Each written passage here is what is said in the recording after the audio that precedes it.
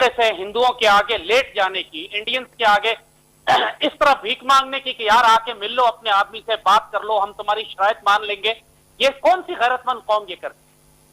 It is not required. نہ یہ Geneva convention کے تحت ہے. جنیوا کنونشن کے تحت یہ اسپائی اور دہشت گرد اور ٹیررسٹ آتے ہی نہیں ہیں. اور اگر انٹرنیشنل کورٹ آف جسٹس نے ملاقات کا کہا تھا وہ کروا دی ہے ہم نے. یہ تو نہیں کہا تھا 10 دفعہ ملاقات کروائیں اور ان کی شرائط پر کروائیں. یہ جو کچھ ہو رہا ہے یہ افیزمنٹ ہے. اس سے ڈسپونڈنسی، مایوسی پھیل رہی. اور اسپیشلی اگر آپ اس کو کنیکٹ کریں اس بات سے کہ اسپیشلی ایک آرڈیننس لایا گیا ہے جو قوم کو اس وقت پتا چلا کہ جب گزٹ میں چھپا ہے، اس سے پہلے کسی کو پتا بھی نہیں چلا کہ یہ آرڈیننس لایا گیا تھا. بالکل ٹھیک. کہ جس کے تحت کنبوشن یادیو اپیل کر سکے گا اسلام آباد ہائی کورٹ میں یا کسی بھی ہائی کورٹ میں.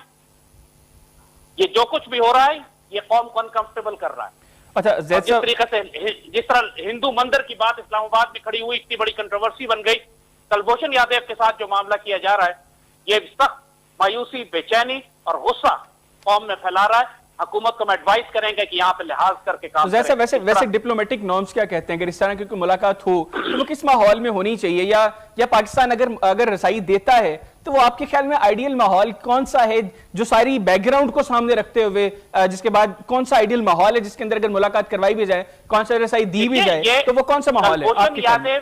Kulbhushan Yadav visa over stay کرنے کی وجہ سے یہاں نہیں آیا.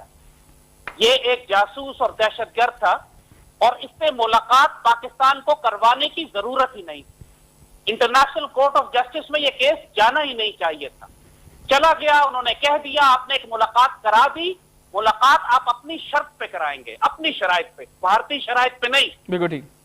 آپ ریکارڈنگ بھی کریں گے، اپنا بندہ بھی کھڑا رکھیں گے، بیچ میں شیشہ بھی لگائیں گے. ان کے باپ کا نہیں ہے یہ ملک کہ وہ ہمیں بتائیں گے کہ ہم نے کیا کرنا ہے.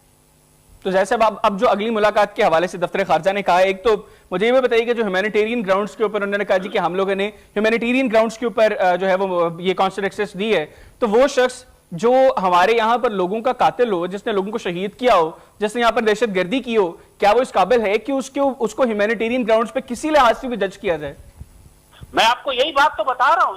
آپ ہیومینیٹیرین گراؤنڈز پہ بات کر رہے ہیں تو کم از کم کوئی پرو کیوں تو کریں نا.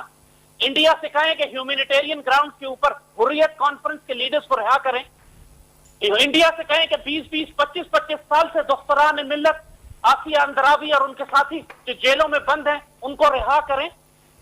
کیا ہیومینیٹیرین صرف ہم رہ گئے بیوقوف یہ دکھانے کے لیے؟ اور کس کو دکھا رہے ہیں؟ نہ کوئی دنیا مان رہی ہے، نہ بھارت امپریس ہو رہا ہے، نہ بھارت متاثر ہو رہا ہے آپ سے. آپ کس کو بے وقوف بنانے کی کوشش کر رہے ہیں؟ اپنی بزدلی اور کمزوری کو بڑے بڑے انگریزی کے لفظوں میں چھپا کے کہ ہیومینیٹیرین. سمپلی آرام سے کہو یار we are bloody coward, that's all. جیسا اب یہ جو ابھی پاکستان نے ایک اور شرط مانی ہے بھارت کی، جس کے بعد یہ فیصلہ کیا گیا ہے کہ اب وہاں پر کوئی سیکیورٹی اہلکار موجود نہیں ہوگا، اور یہ اس وقت ہو رہا ہے جس وقت یہ چیزیں بھی سامنے آ رہی ہیں، یہ چیزیں ڈسکس ہو رہی ہیں کہ کلبھوشن کو کرنٹلی پاکستان سے زیادہ خطرہ بھارت سے ہے. ایسے میں وہ ملاقات جس میں شیشے بھی موجود نہیں ہوں گے، درمیان میں آمنے سامنے بٹھا کر ملاقات کروائی جائے گی، اس کے بعد وہاں پر سیکیورٹی اہلکار بھی موجود نہیں ہوں گے، اس کی آڈیو ویڈیو ریکارڈنگ بھی نہیں ہو رہی ہوگی، تو آپ کو نہیں لگتا کہ کلبھوشن کی جان کو خطرہ ہوگا؟ کیونکہ بھارتی تو یہ چاہتے ہیں کہ وہ کسی طور کلبھوشن سے اپنے چھٹکارا حاصل کر لیں.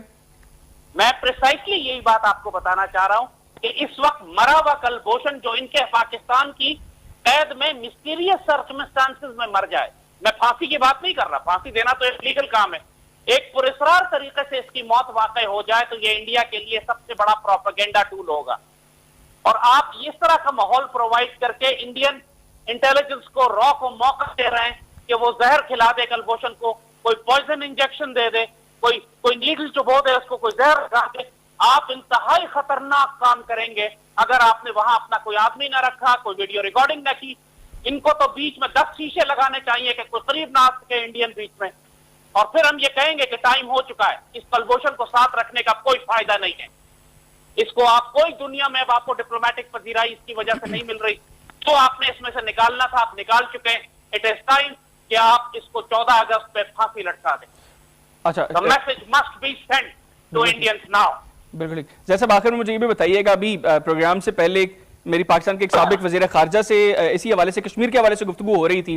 آج چونکہ کشمیر کا پاکستان کے ساتھ الحاق کا دن بھی ہے، تو اس حوالے سے جب میں نے ان سے گفتگو کی تو انہوں نے مجھے کہا کہ it's a dead issue now. Pakistan Tehreek Insaf سے ان کا تعلق ہے، میں ان کا نام کوٹ نہیں کروں گا یہاں پر، اور وزیر خارجہ رہ چکے ہیں وہ. تو انہوں نے کہا کہ it's a dead issue now, مطلب Kashmir is a dead issue for Pakistan. تو آپ کے خیال میں کرنٹ گورنمنٹ اس کو ایز اے ڈیڈ ایشو اب ٹریٹ کر رہی ہے، اب مطلب گورنمنٹ دیکھ ہی نہیں رہی اس ایشو کو؟ جی میں 100% ایگری کروں گا اس بات سے کہ Kashmir is a dead issue for this government. انہوں نے کشمیر کو ابینڈن کر دیا، انہوں نے انڈیا کو اجازت دے دی ہے کہ کشمیر کو ضم کر لے، ہڑپ کر لے، کنسولیڈیٹ کر لے، فورٹیفائی کر لے اور اس کو پیلسٹینائز کر لے. میری آل پارٹیز حریت کانفرنس کے ایک لیڈر سے بات ہو رہی تھی، انہوں نے مجھے بتایا کہ بادشاہ محمود قریشی کی طرف سے پیغام گیا ہے سید علی گیلانی کو کہ اب ہم آپ سے ڈیل نہیں کریں گے، ہم ایسے لیڈرز کو تلاش کریں گے کشمیر میں جو بھارت کے لیے سافٹ کارنر رکھتے ہوں.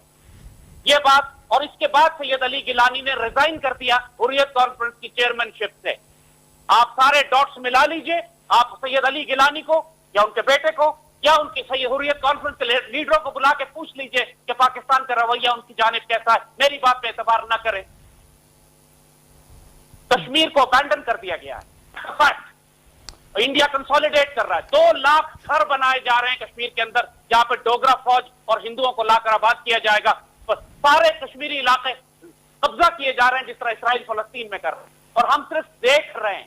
ہم موقع دے رہے ہیں، تم کر لو، 5 سال ہم تمہیں دیتے ہیں، اس کے بعد دنیا میں کوئی کشمیر پر بات نہیں کرے گا. ایک پوائنٹ آئے گا جس طرح اسرائیل نے گوگل سے فلسطین کا نقشہ غائب کر دیا، اس طرح پھر دنیا میں کوئی کشمیر کی بات نہیں کرے گا کہ یہ ڈسپیوٹڈ ٹیریٹری ہے. تو زید صاحب آپ نہیں سمجھتے کہ ویسے اگر آج کا ٹائم دیکھیں تو بڑا اہم ٹائم ہے، بڑا کروشل ٹائم ہے اس حوالے سے کہ چین جو ہے لداخ میں بھارت کے اوپر مکمل چڑھائی کر چکا ہے. چینی فورسز نے وہاں سے واپس جانے سے انکار کر دیا گلوان ویلی سے.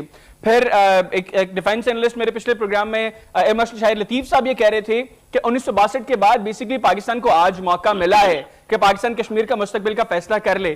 تو ابھی آپ سمجھتے ہیں کہ ایئر مارشل شاہد لطیف صاحب نے بھی ٹھیک کہا ہے کہ 1962 کے بعد اس وقت پاکستان کے پاس یہ ٹائم ہے کہ جب اس چیز کو ڈیسائیڈ کر لیا جائے کہ کشمیر کا فیٹ کیا ہے؟ 1962 کا موقع آپ نے ضائع کیا، اس کے بعد 50 سال 2 نسلیں گزر گئیں، اللہ نے اس کے بعد یہ موقع آپ کو دوبارہ دیا ہے. اس موقع کو اگر ضائع کیا، یہ وقت ہے کہ جب کشمیر کے اندر مزاحمت زندہ ہے. 62 میں اور 65 میں کشمیر کے اندر مزاحمت زندہ نہیں تھی.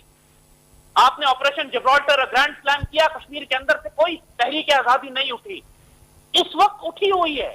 اس وقت انڈیا گھیرا گیا ہے، نیپال کی طرف سے انڈیا گھیرا گیا ہے، چائنا کی طرف سے، پاکستان کی طرف سے، اور خود وادی کے اندر. یہ پچھلے 100 سال میں کبھی اتنا شاندار موقع کشمیر کو آزاد کرانے کا نہیں آیا. اور اس وقت جو مجرمانہ خاموشی ہے حکومت کی، یہ تاریخ میں میر جعفر اور میر صادق کی غداریوں سے بڑی لکھی جائے گی. مجھے کوئی شرم نہیں ہے یہ بات کہتے ہوئے. اس وقت جو ہو رہا ہے یہ میر صادق اور میر جعفر کی غداریاں ہیں جو اپنی آنکھوں سے دیکھ رہے ہیں. بالکل ٹھیک زید صاحب، thank you very much for your time. ناظرین، زید صاحب کی گفتگو آپ نے سنی. 1962 کے بعد ان کا بھی یہی کہنا تھا، جس طرح ایئر مارشل شاہد لطیف صاحب نے میرے پچھلے پروگرام میں کہا کہ پاکستان کے پاس اس وقت رائٹ ٹائم ہے. اس وقت پاکستان اگر یہ چاہتا ہے کہ کشمیر کے مستقبل کا فیصلہ کر لیا جائے تو پاکستان کی گورنمنٹ کو چین کے ساتھ مل کر ایک ایسی اسٹریٹجی بنانی چاہیے جس کے تحت اب بھارت جو پہلے ہی زیر ہو چکا ہے لداخ میں، اس کو وہ کشمیر میں کچھ نہیں کر پائے گا. ویسے ہی 10 لاکھ بھارتی فوج نہتے کشمیریوں کا سامنا نہیں کر سکی، اور لداخ میں جس طریقے سے چین نے چڑھائی کر دی ہے، ایسے میں اگر پاکستان یہاں سے کام شروع کرتا ہے، پاکستان یہ محاذ کھولتا ہے، تو بھارت کے لیے بہت مشکل ہوگا کہ وہ کشمیر کے اوپر اپنا قبضہ جو اس کو برقرار رکھ سکے. پروگرام میں ایک بریک شامل کریں گے. بریک کے بعد لداخ کی ایشو کے اوپر بات کریں گے. کہنا جائے گا. Stay with us.